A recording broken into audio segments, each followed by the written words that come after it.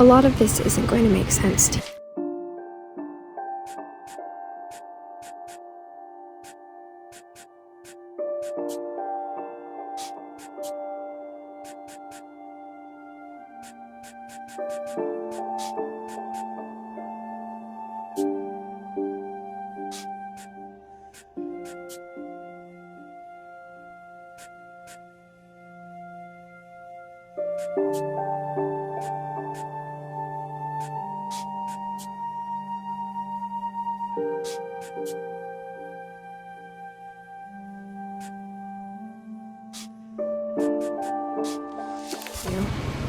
And I'm sorry about that.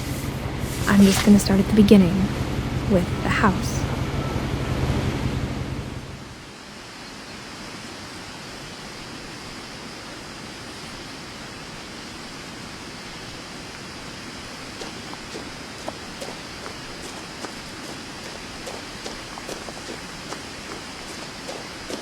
I lived here until I was 11, but I wasn't allowed inside half the rooms.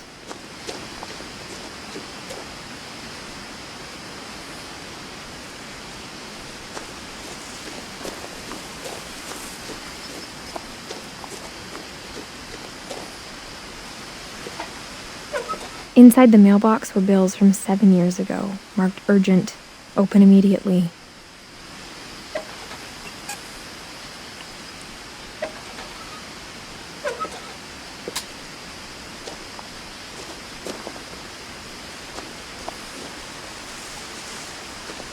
I hadn't been back since my brother Lewis's funeral.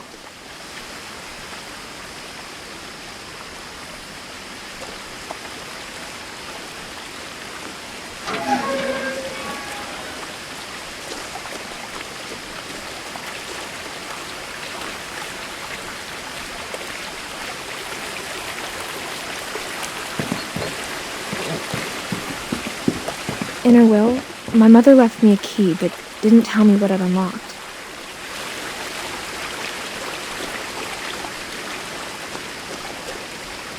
Maybe she thought I'd know, or she thought that the mystery would be enough to bring me back.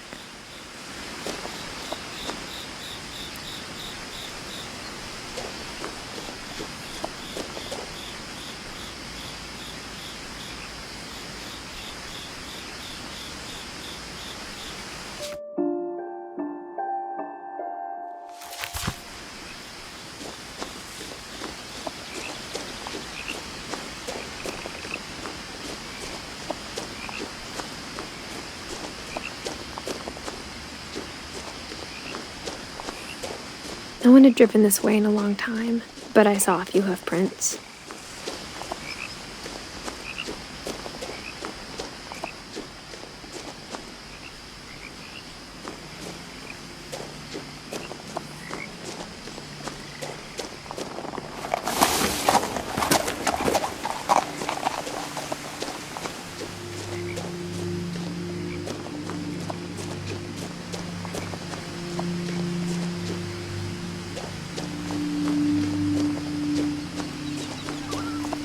The truth is, even after I inherited the house, I never thought I'd come back to it.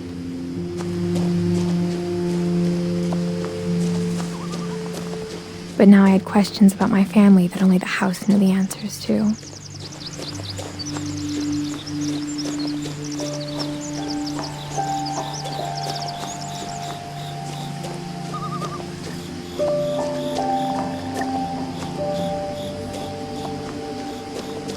The house was exactly like I remembered it, the way I'd been dreaming about it.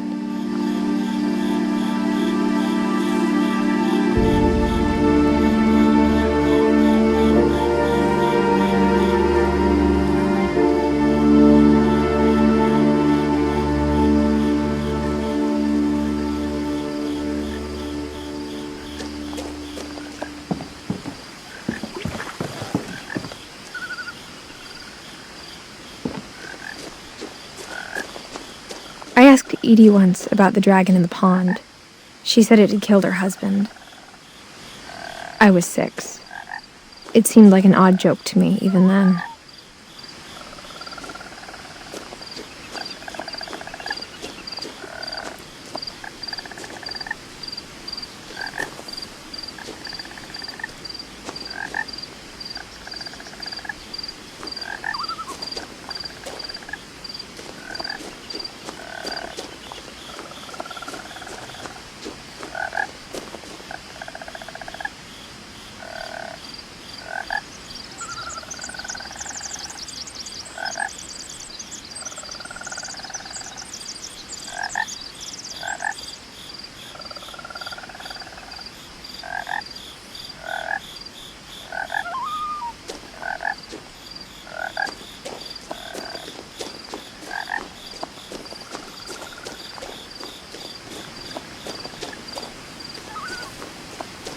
As a child, the house made me uncomfortable in a way I couldn't put into words. Now, as a 17-year-old, I knew exactly what those words were. I was afraid of the house.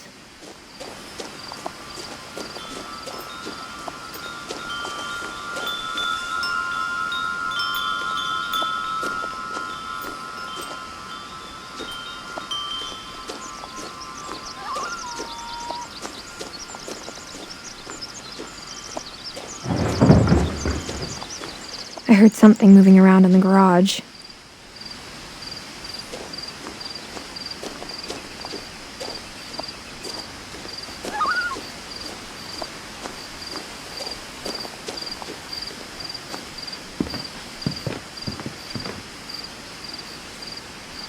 I hoped the key might unlock the front door. It didn't.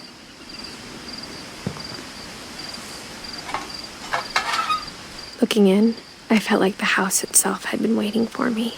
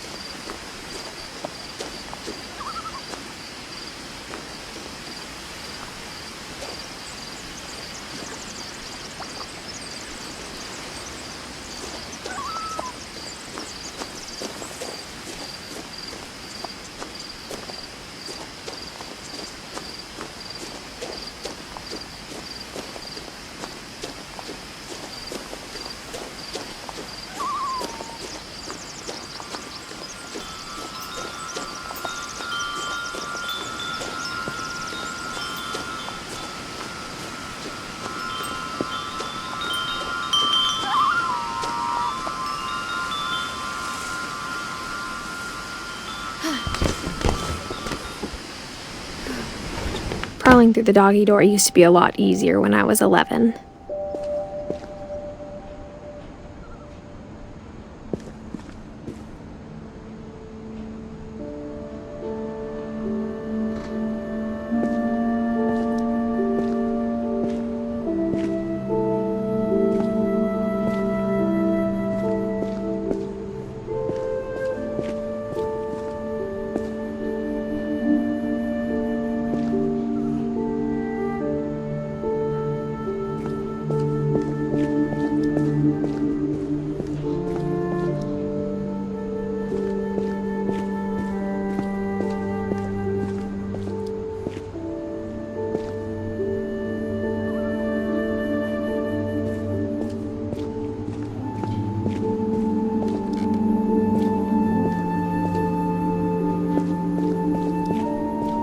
For the first time in years, I felt like I was home.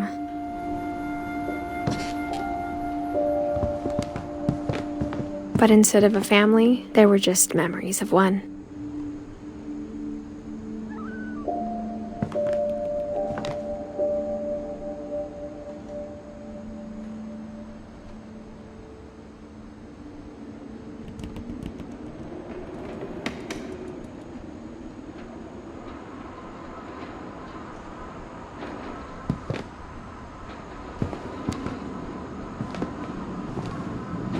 Like how only one restaurant would deliver to our house, so we had Chinese a lot.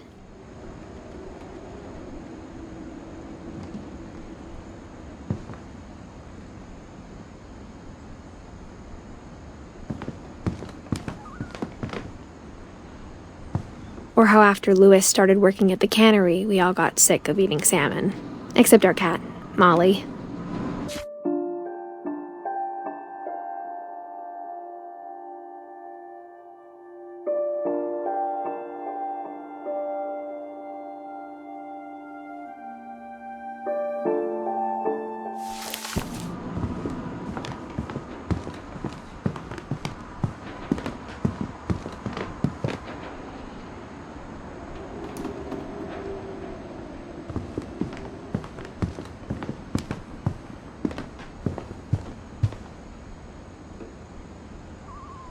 The table was still a wreck from the night we left.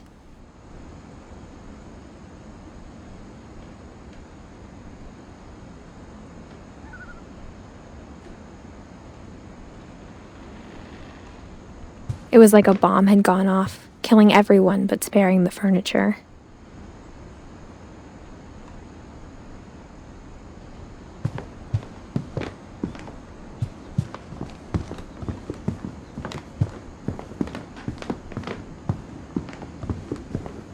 My mom was the only one of us who could imagine Great-Grandma Edie living in a nursing home.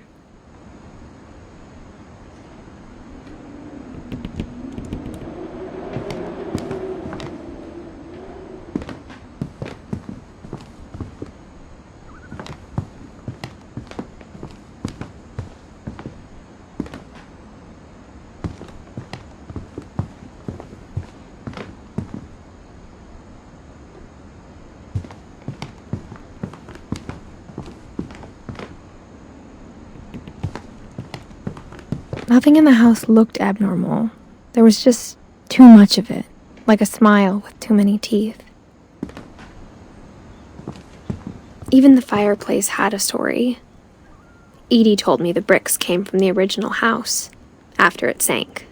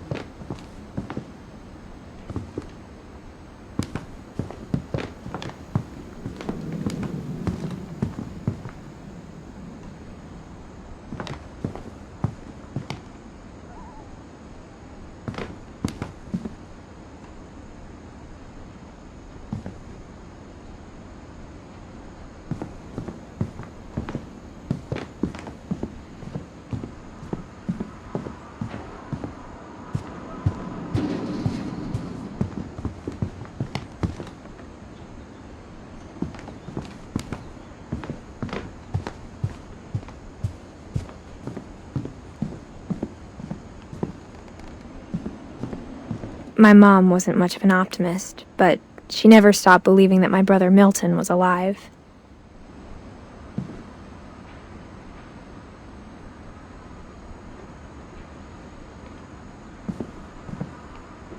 A lot of things got left behind in the whirlwind of that last night.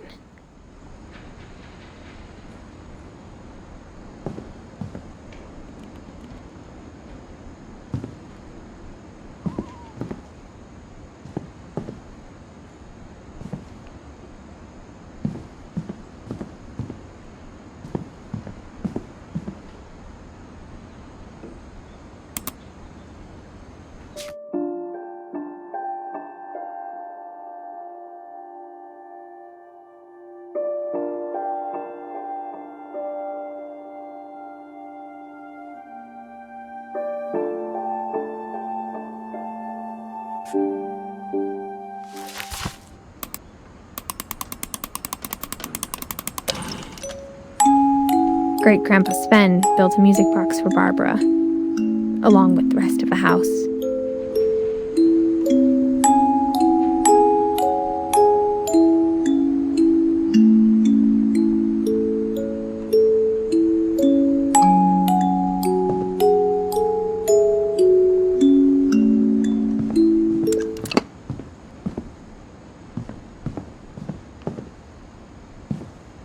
Mom always told me to stay out of the basement, so I wasn't too surprised when the key didn't fit.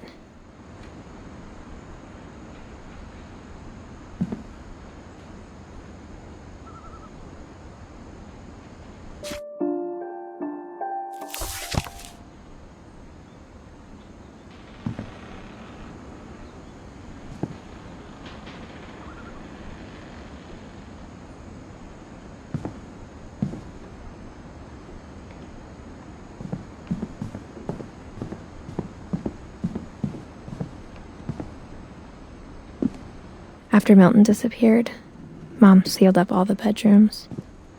Then Edie retaliated and drilled peepholes.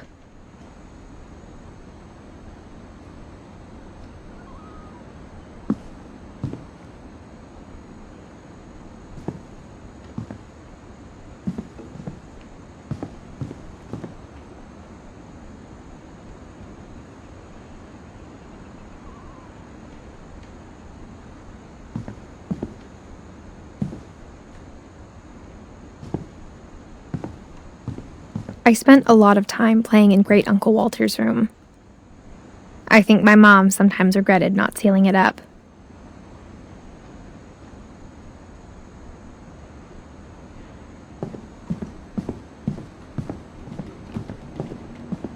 Lewis told me there were secret passages, but I never believed him.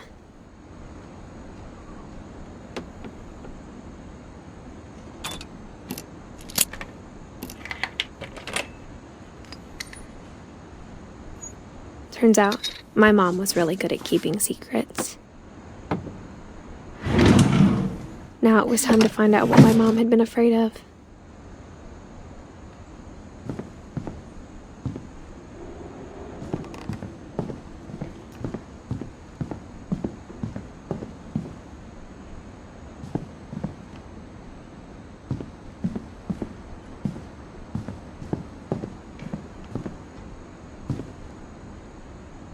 Whenever people ask me about my family, the first thing they always want to know about is Barbara.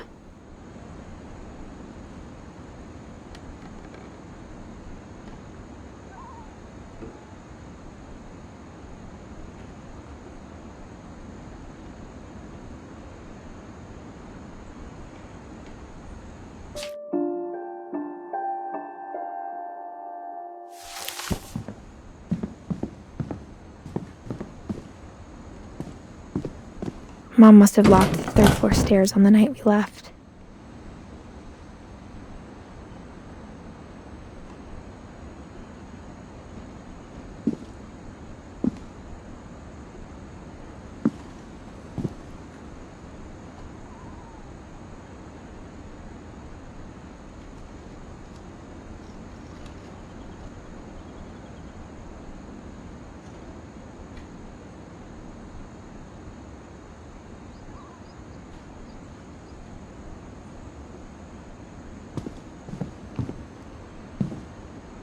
Edie's father, Odin, built the original house.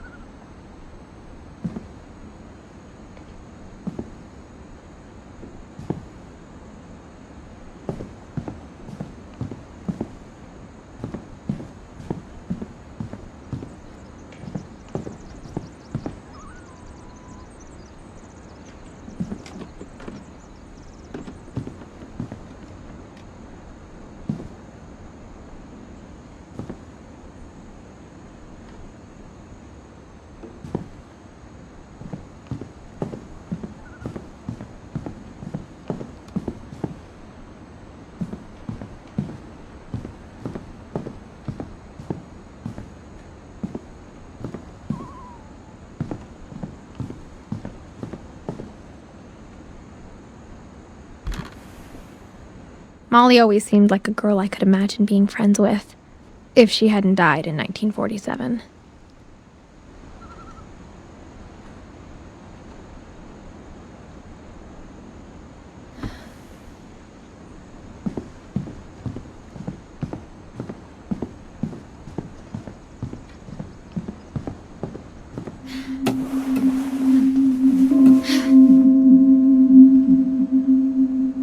From the paintings on the wall, it was clear my brother Milton had been here before me. Reading this, maybe it sounds like I had a plan.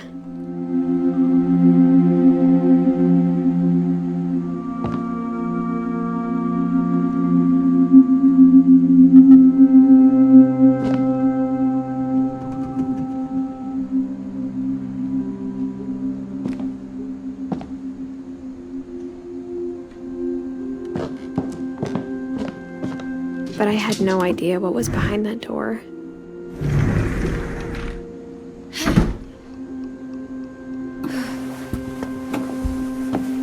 Just like I had no idea where all this was gonna lead.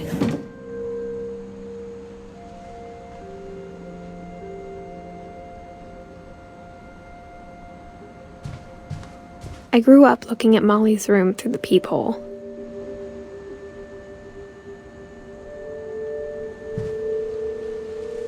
Molly's gerbil had a tiny bedroom with its own even tinier gerbil cage.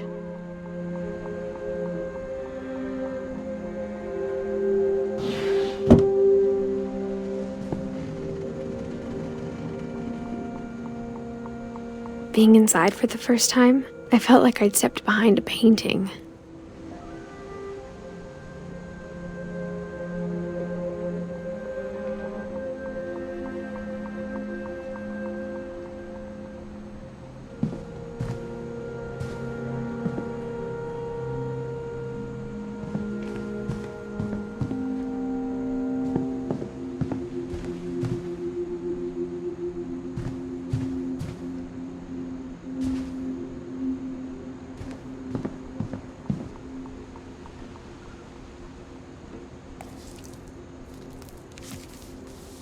December 13th, 1947. Dear Diary, I'll be gone soon, but I wanted to tell somebody about what's gonna happen. It started when Mom sent me to bed without dinner. I woke up and I was starving, so I looked around for something to eat.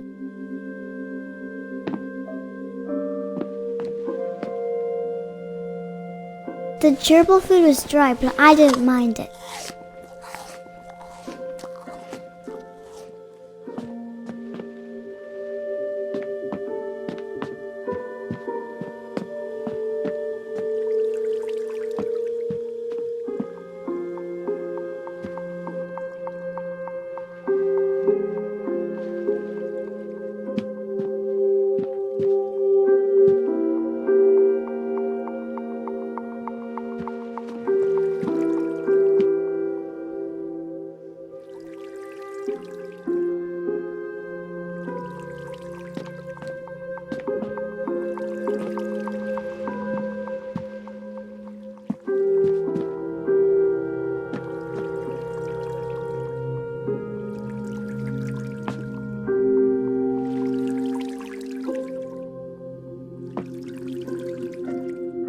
I thought about eating Christopher, but I held back.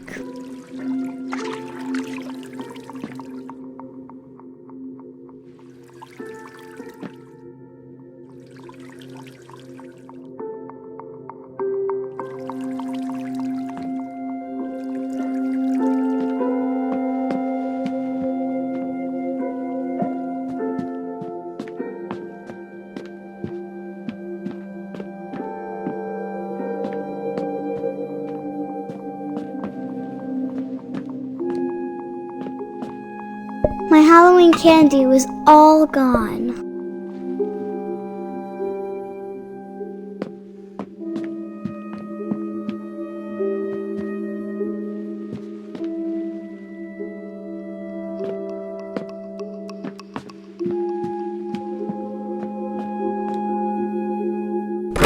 Mom, can I come out now? Sweetheart, it's late. Go to sleep.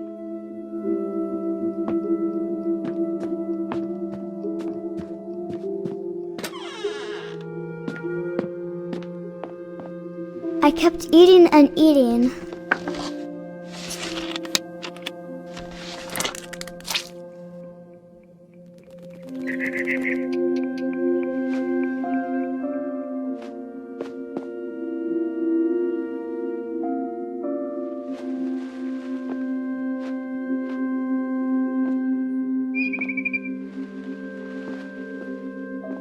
I ate a lot of things that night.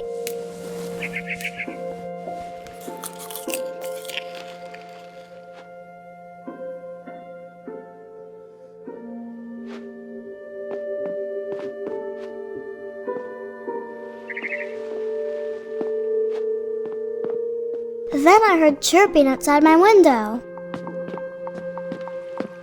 It was a barn swallow going back to her nest. I reached out for her.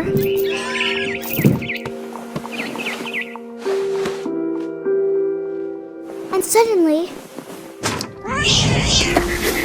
I was a cat.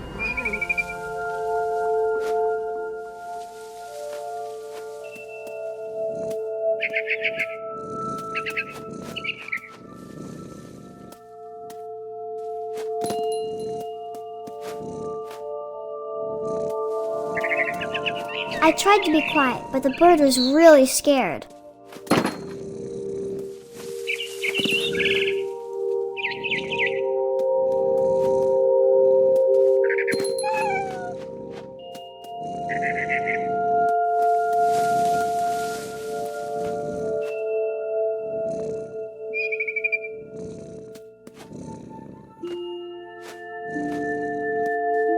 Mom and Dad didn't even look at me.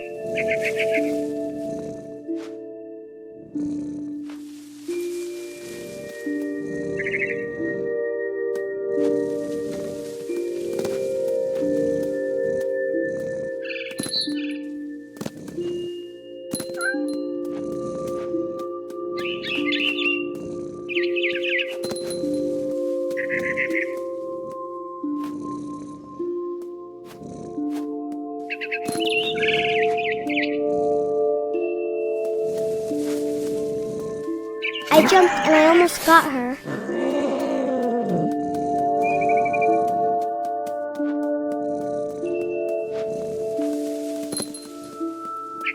I could tell she was getting really tired.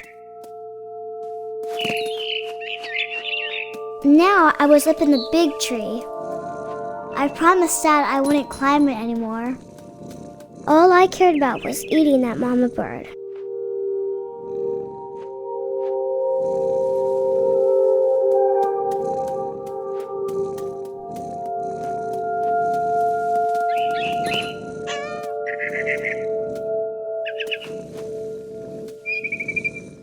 I gobbled her up. And suddenly, I was an owl. First, all I heard was the wind. Then I heard little teeth nibbling in the grass.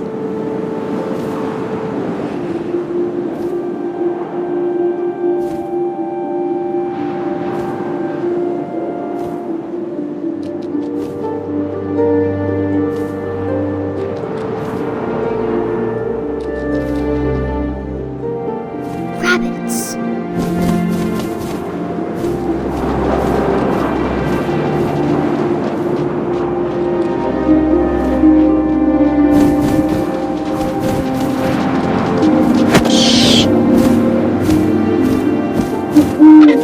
I imagined his face looking up and seeing mine through my talons. I swallowed him up, and I didn't chew one bit. Then I flew off to find something bigger.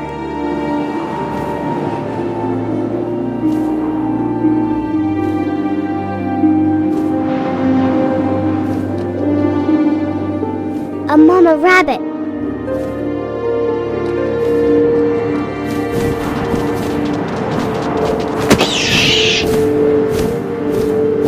She was almost too big to carry. I started choking, but I couldn't stop eating. And suddenly, I was a shark.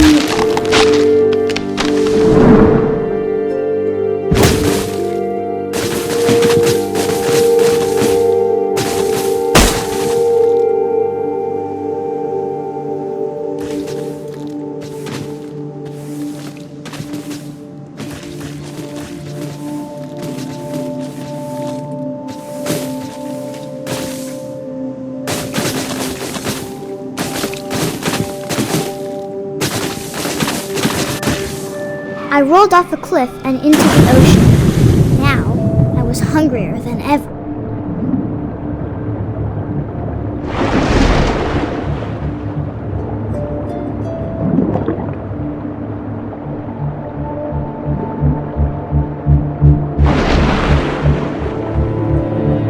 I wanted fat, juicy seals.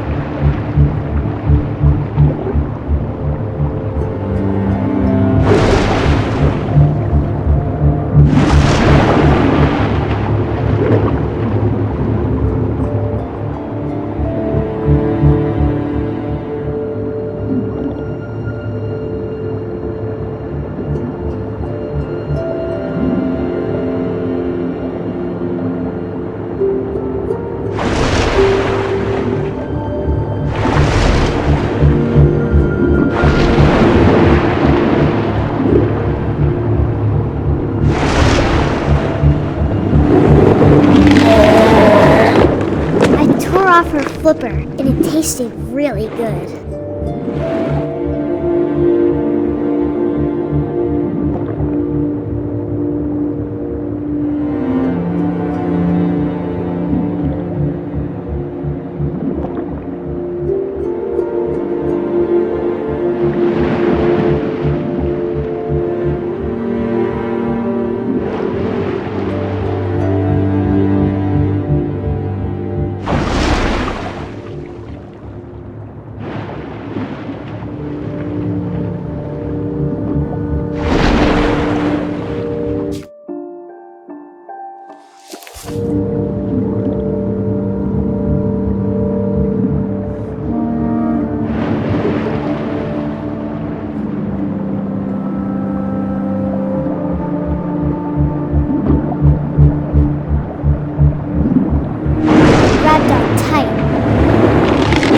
So hungry, I jumped out of the water. When I opened my eyes, everything had changed.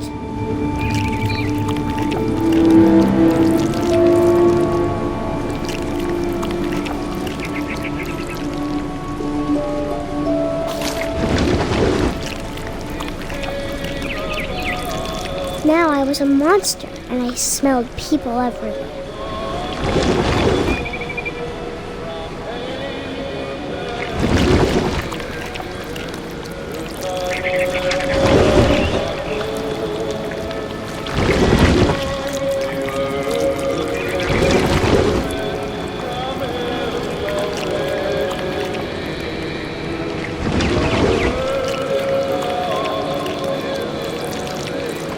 I was big, but I moved real quiet.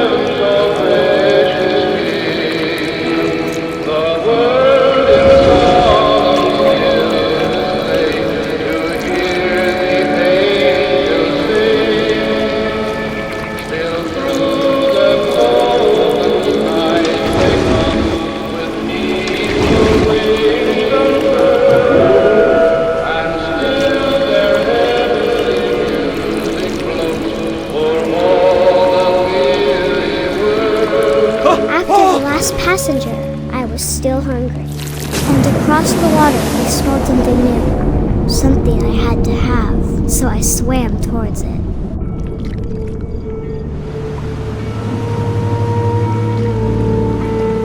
I slithered onto the sand, and the good smell went into an old pipe.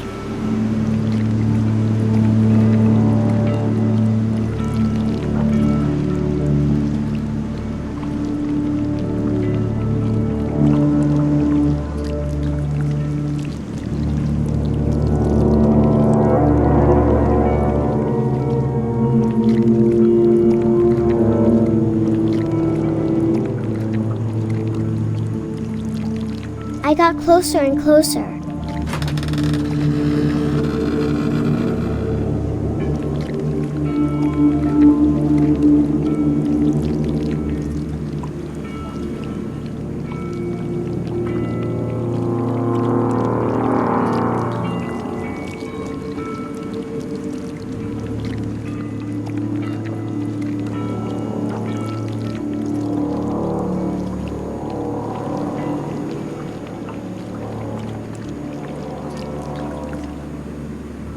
All of my stomach started growling. And suddenly, I was me again. I held my breath for a long time, but I couldn't hear anything. I think it's waiting for me to fall asleep. But it's not going to wait much longer. It needs to feed, and we both know I will be delicious.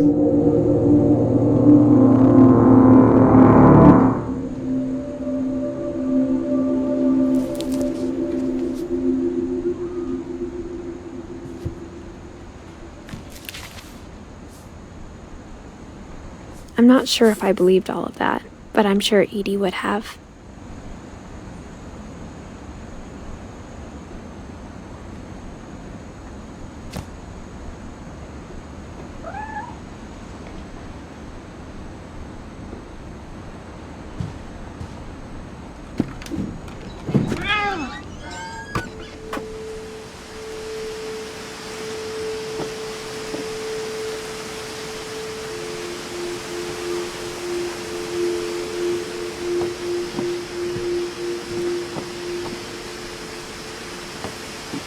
This will be obvious later, but my mom never told me any of these stories. Edie would have, but Mom didn't like bringing up the past. Though, when we adopted a stray kitten, she was the one who named it Molly.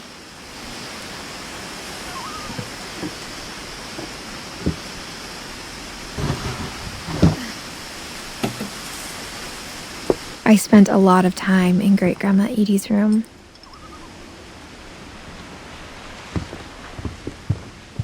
Her room was like a museum.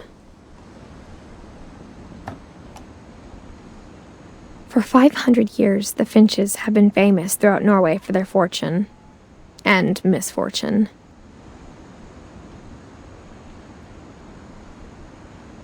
Odin Finch buries the latest victims of the family curse, his wife Ingeborg and their newborn son, Johan. On January 7th, 1937, he set sail with his family and his house, hoping to leave the curse behind. But 40-foot waves off the coast of Washington send the house and Odin to the bottom of the sea. Odin's daughter Edie, with husband Sven and baby Molly, step ashore on their new home, Orcas Island. Odin Finch is the first to be buried in the new family cemetery. His daughter Edie is already dreaming of a new Finch house.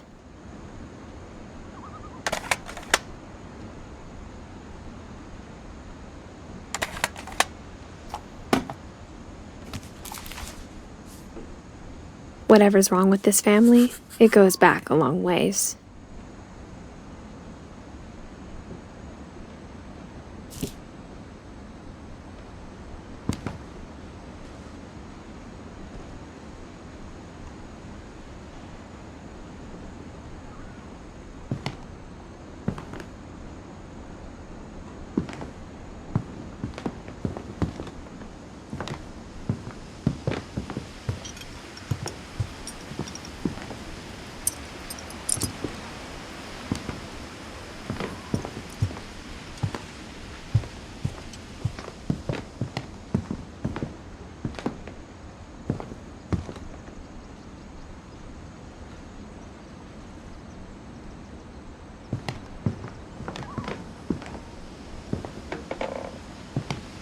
Louis died a week before we left, but Edie had already started to memorialize him. Edie knit me a new pair of gloves every year, just in time to replace the old ones.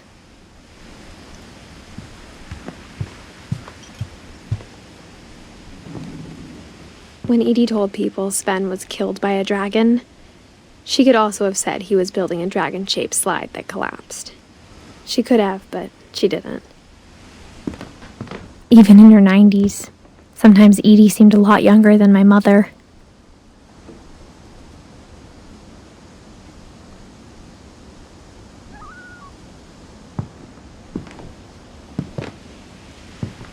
Edie gave a big interview about a mole man living under the Finch house. My mom was furious. I hadn't thought of myself as Edith Jr. for a long, long time. One summer, they evacuated the island, but Edie refused to go. For a few weeks, she was a celebrity.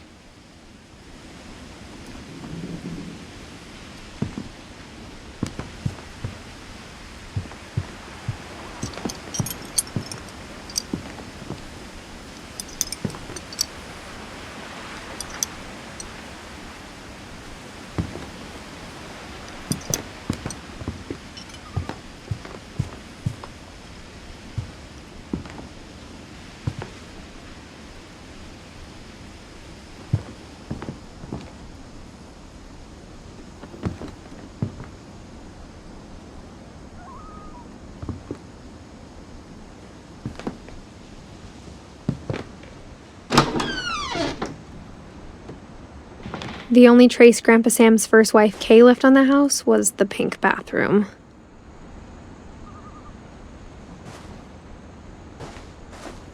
It was a pretty big trace.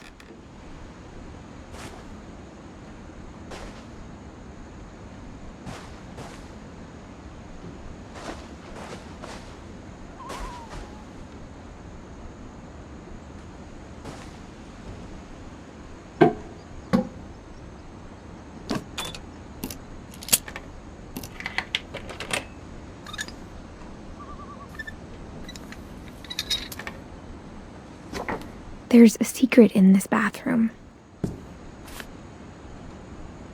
It's in the last place you would look. It isn't in the cupboard. It's hidden in this book.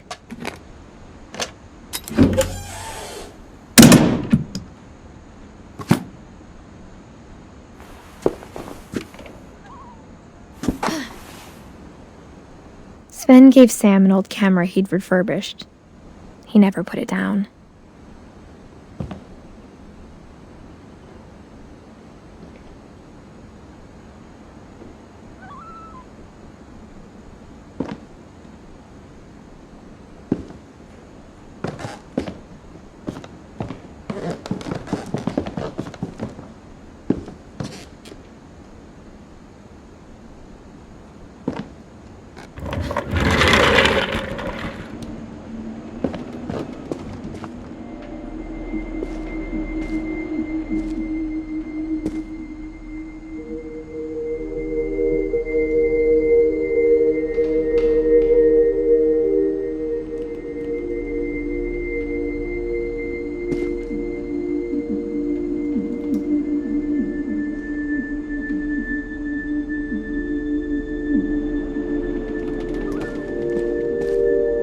knew Grandpa Sam had a twin.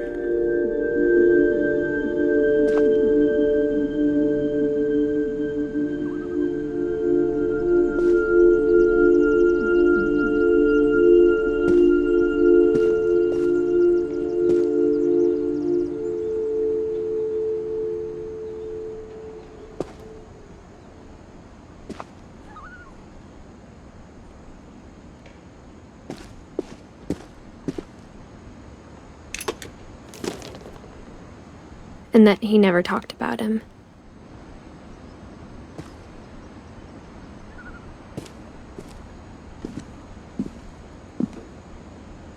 I guess my grandpa didn't like history any more than my mom did.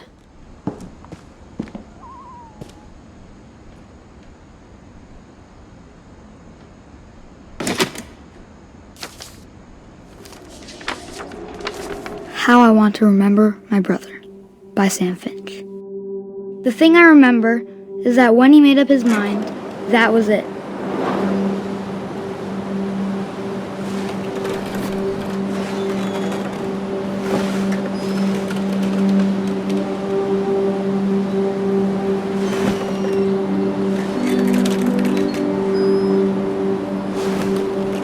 My brother said he'd die before he ate another mushroom, and he did.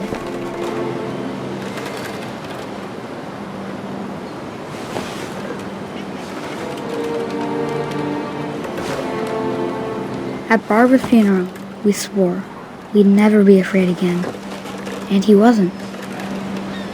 I think Calvin always wanted to fly.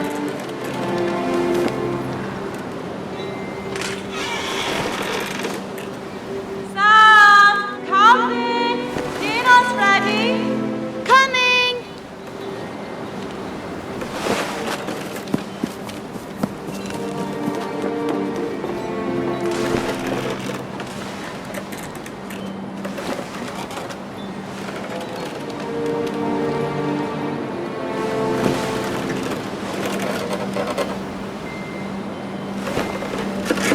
But that day, he finally made up his mind to do it.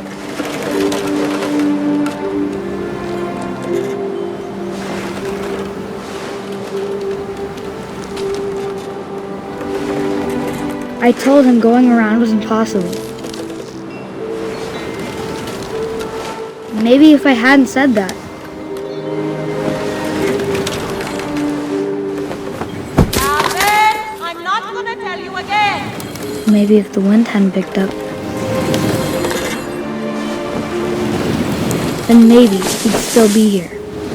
But I doubt it. I think he'd already made up his mind. That's what I want to remember about my brother.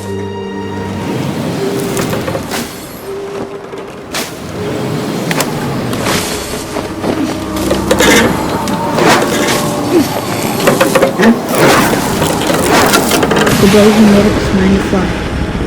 And he did.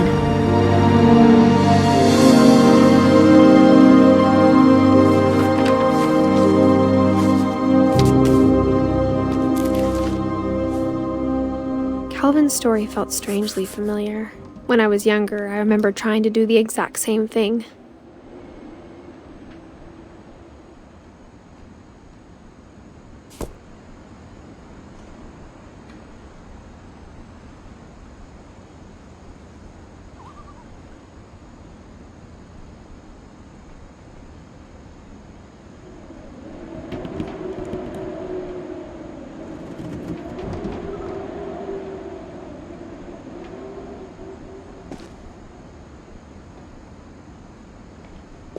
After the funeral, Edie roped off Calvin's half of the room.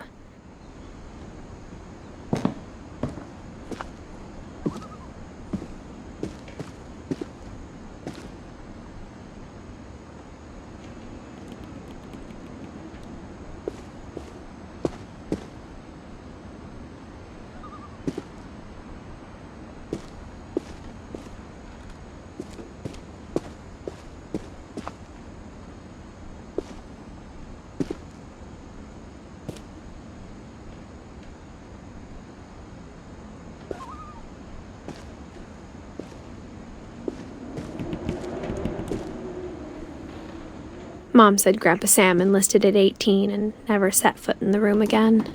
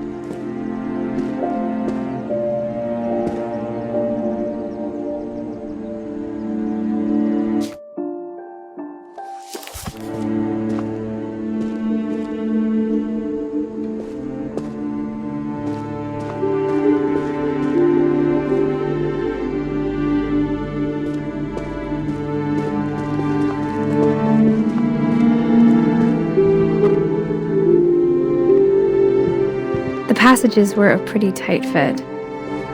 They'd obviously been built for smaller hands and bellies.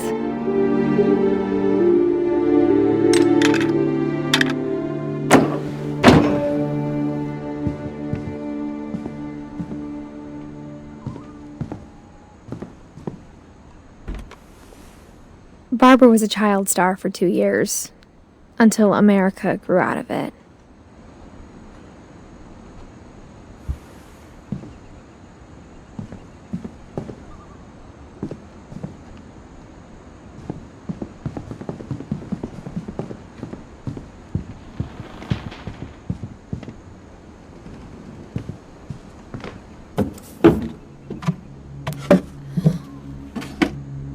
Growing up, I always thought of Barbara as a child star.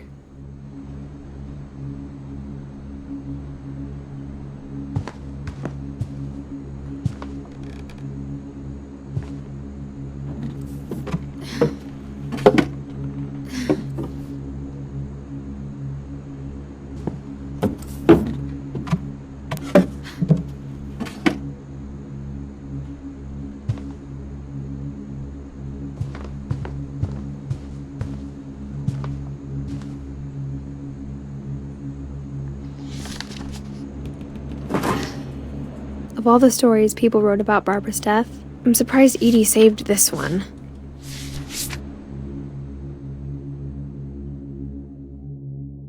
Old Jack here with another ghastly tale inspired by America's most unfortunate family. I'm calling it The Surprise Ending of Barbara Finch. As a child star, Barbara was famous for her scream. Now at 16, she was all washed up, a has-been. But in a lucky break, she'd been asked to perform her signature scream at a local convention for monster movie fans. It was just the boost her career needed. Unfortunately, her scream hadn't aged well. Getting better. I think you just need the right motivation. Her biggest fan and current boyfriend, Rick, was about to demonstrate when... Now that was a great scream. It was Barbara's father, Sven. He'd slipped into a table saw and had to be rushed to the emergency room. So Barbara got stuck babysitting her youngest brother, Walter. Her convention comeback was cancelled. Okay, I'm hearing frustration, but I'm not hearing terror. What if I tried... A gang of hoodlums in Halloween masks have been terrorizing Orcas Island tonight. Police are urging residents to... That came from the basement. You're right! Also, I loved your delivery on that. Why is your basement door locked?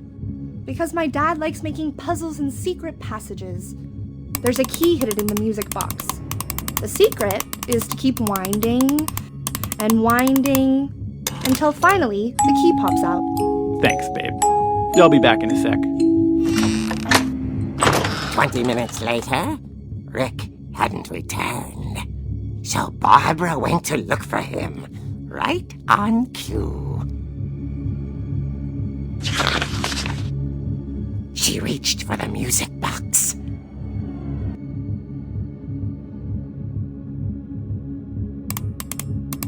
And as she wound the key, she listened for Rick, but the house was silent.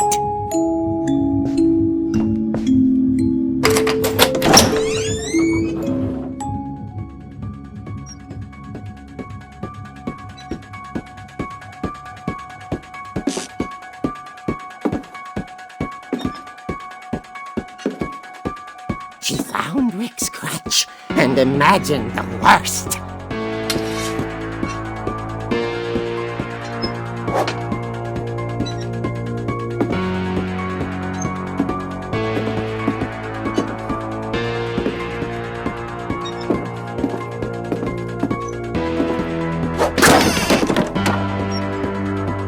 The gang's leader is the infamous Hookman killer, Dr. Carl Hamill, who impaled and then ate his family 10 years ago tonight.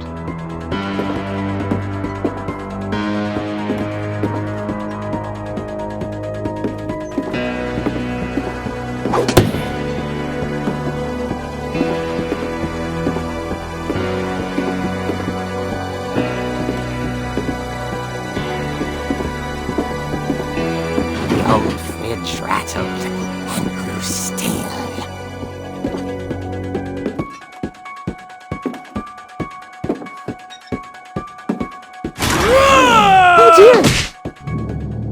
Oh! Rick?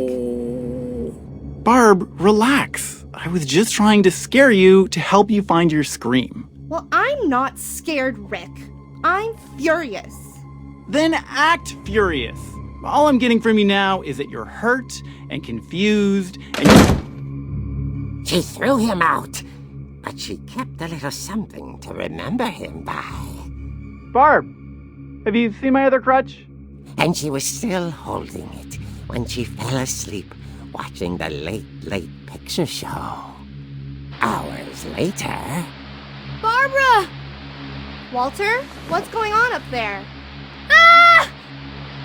Okay, I'm coming up, but if this is a trick, you're dead, Walter.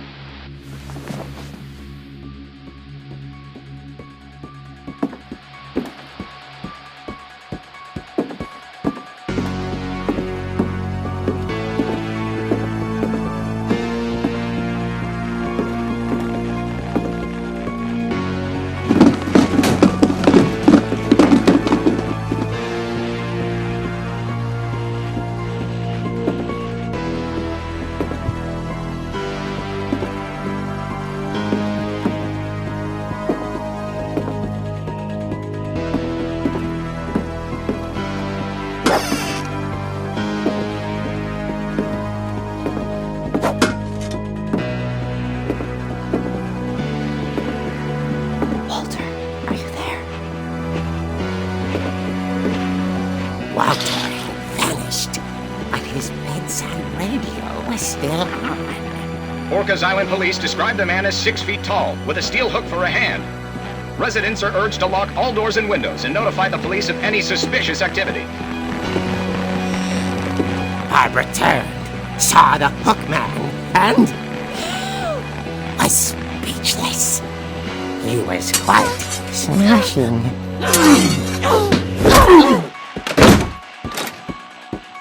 And here he was. He couldn't get enough of Barbara. Okay, Barbara, there's gotta be another way out of here.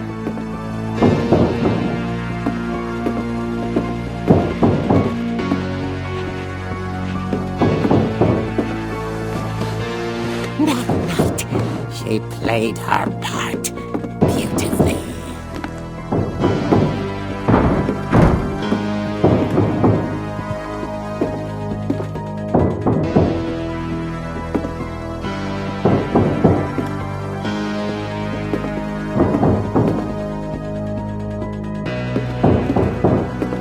Molly's door hadn't been opened in years. The hinges groaned.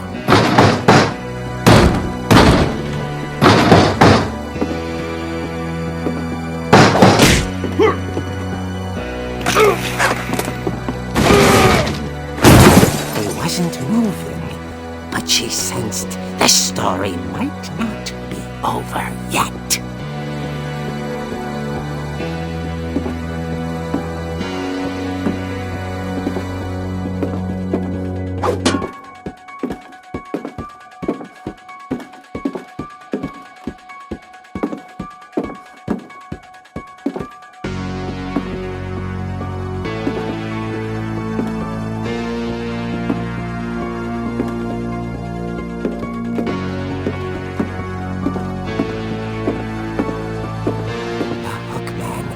Vanished.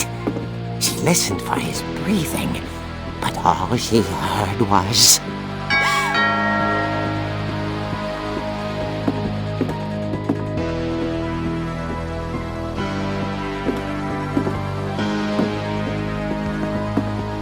Someone at the door was dying to speak to young Barbara.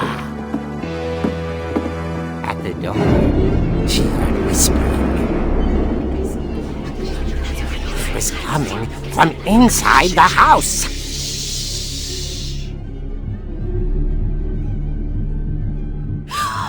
Oh dear. Surprise! Bravo, Barbara! You are wonderful! The monsters had come to surprise her. For Barbara, it was a dream come true. Then she saw what kind of monsters they were, and she realized what was about to happen. She was going to be famous. And with her final breath, Barbara Finch gave the performance of her life.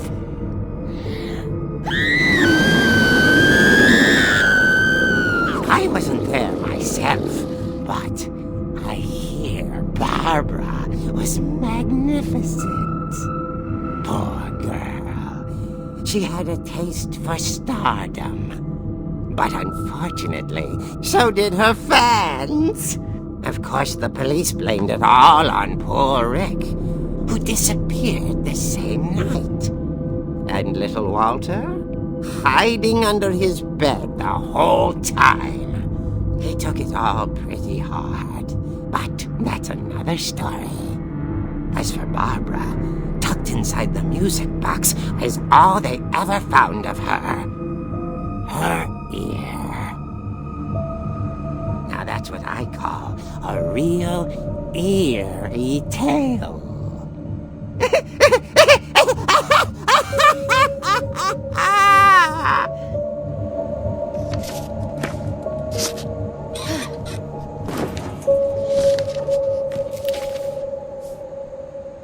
Edie told me all Barbara wanted was to be remembered, as absurd as that comic was.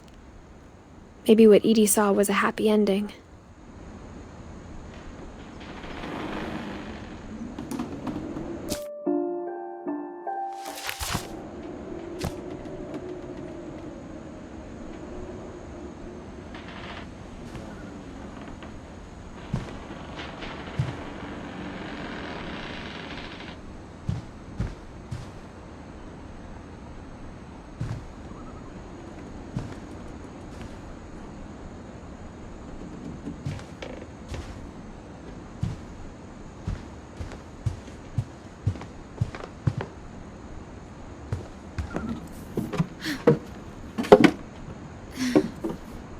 I guess now I know why Mom didn't like me playing with the music box.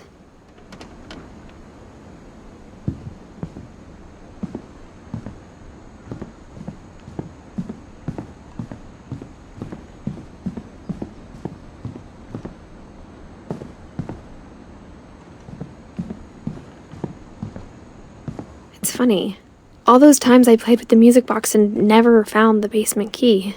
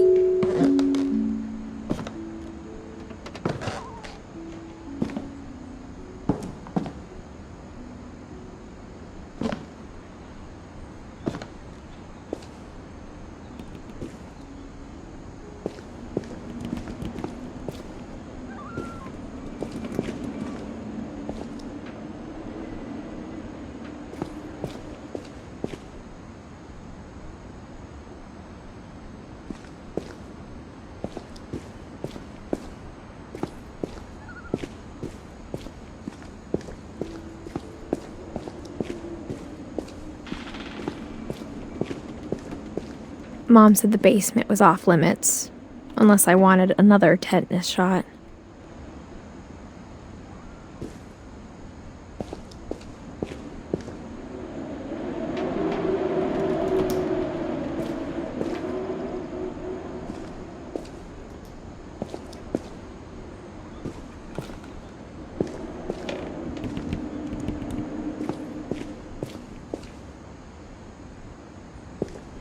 I saw Edie sneak down to the basement once, carrying packages.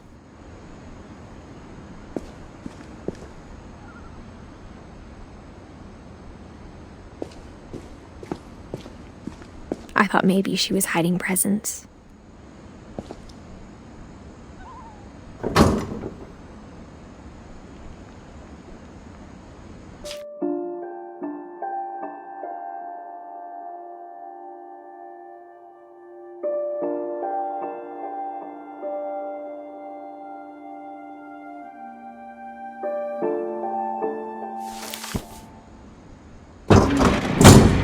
It turned out she was hiding a lot more than that.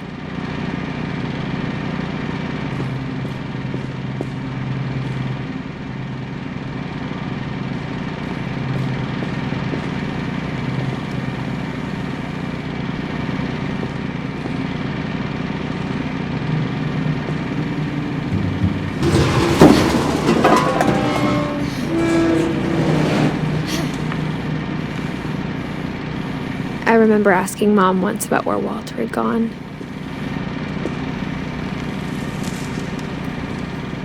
She said after Barbara died, he got as far away as he could. If there's a pattern in all these stories, I think it's that none of us has gotten very far.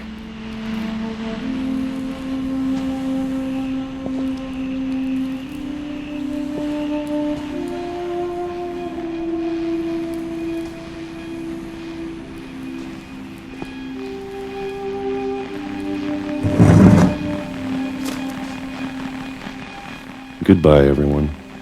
I can't believe I've been down here for 30 years. On that first day, after the shaking started, I didn't think I'd survive a week.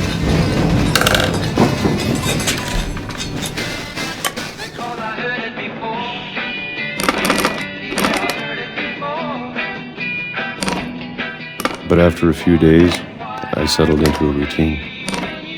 That's what kept me sane. Having a schedule, living for today. I always expected to be dead tomorrow. if you wait long enough, you get used to anything.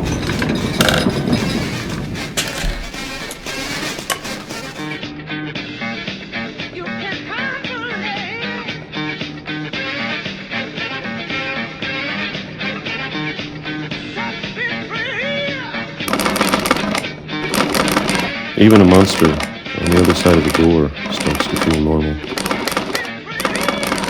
Almost friendly.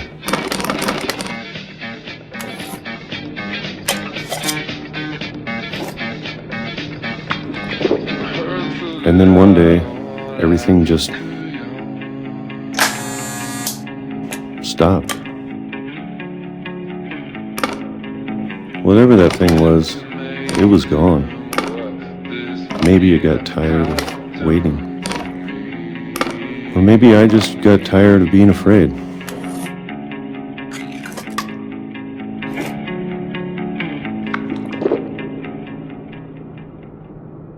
It's been a week now, the longest in 30 years. I'm done waiting. I have to leave while I still can.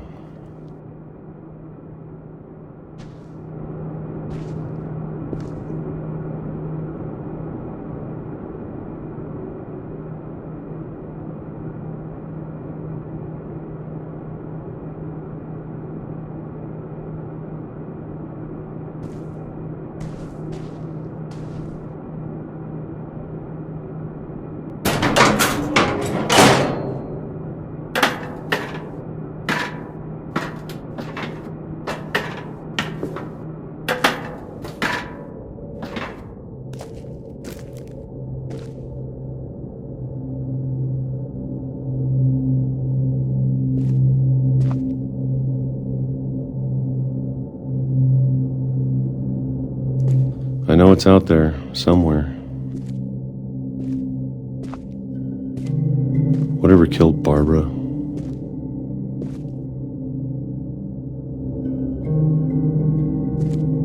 And Molly.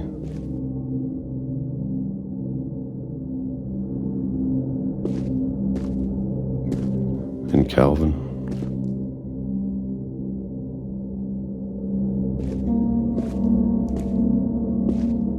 Maybe this is all a mistake.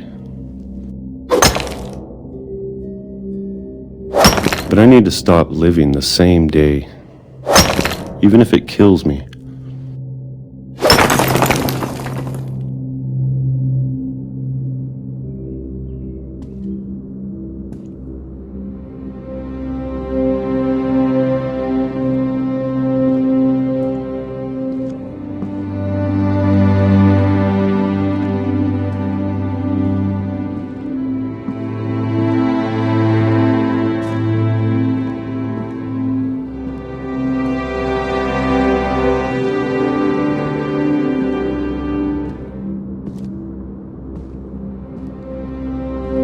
Whatever's out there, I want you to know I'm ready for it. I'm going to appreciate all of it, especially the food.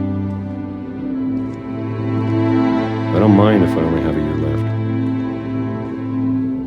or a month, or a single week. I'd be happy with one new day. I can already imagine the sun on my face.